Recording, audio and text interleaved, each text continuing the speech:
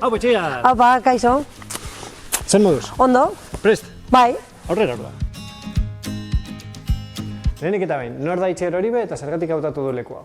Bueno, pues hoy Itziar Oribe naiz, PSren alkategaia naiz Artziniegan, lan prestatzailea naiz, eta leku hau aukeratu dut uste dudalako ondo ordezkatzen duela herriko jende asko, ez denak, baina uste dut jende asko ondo ordezkatzen duela, eta batez ere bertoko margolariek margotu dutelako, eta uste dut hori modu egokia dela Artziniegako kultura zabaltzeko. Artziniegako PSren programaren barruan zeintzuk dira lanildo nagusiak.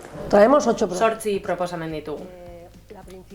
Nagusia eta honetan oinarritzen dira gainerakoak, bizikalitate ona izatean datza. Hau da, enplegua. Enplegua sustatzeko, eta batez ere sektore jakin batzuetan, adibidez 45 urtetik gorako pertsonak, batez ere emakumeak, eta hauek langabezi handia pairatzen dute. Uste dut Lanzadera, Claudion aurretik egiten den proiektuak ona ekarri nahi dute, ezta? Artziniegak langabezia tasa handia dauka, garen biztanleak kontuan hartuta. Orduan, Lanzadera ona ekartzeak balioko luke langabezian dagoen jende honi bultzada bat emateko, eta askotan autoestimu txikia daukatenak, ezta? Eta horrekin indarra hartuko lukete, autoestimua handitu, Lanzaderak berak lana bilatzeko tresnak emango lizkieke. Lanzadera honekin lana bilatzeko tresnak eskuratzea, eta batez ere proiektuaren amaierak oso gauza on bat du. Elkarrizketak egiten dituzu enpresekin zuzenean, orduan hor ikusten duzu proiektuaren amaiera, aukerak ikusten dituzu eta enplegua bertan ikusten duzu. Eta behin lana izan da, bizikalitate duina lortzen da, eta beste proposamen batzuk bilatu daitezke. Baina lehen urratsa denok lana izatea da. Hori da lehenengo proposamena. Gero beste 7 ditut. Beste proposamen bat, herriko etxe guztietako ekonomia hobetzera bideratuta dago.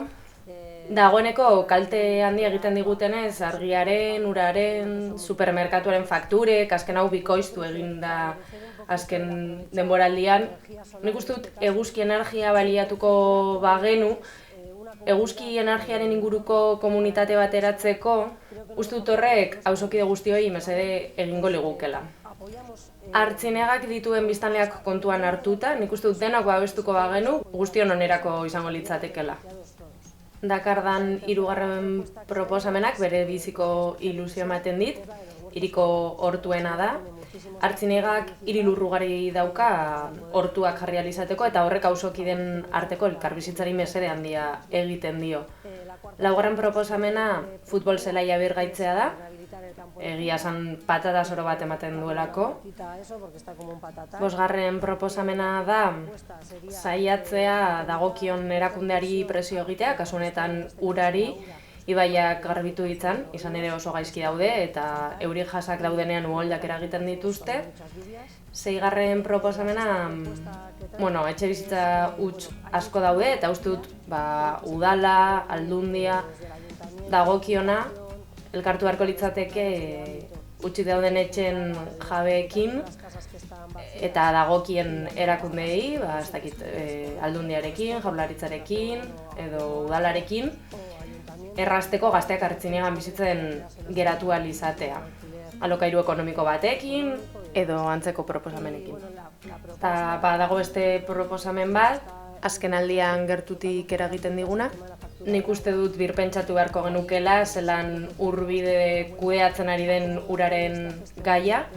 Azaldi ezaguten uraren faktura, zer diren kobratzen ari diren gauzak, zeintzuk gerorako uzten ari direnak, datu guztiak eman diezaskigutela eta faktura objektiboa eta argia izan dadila.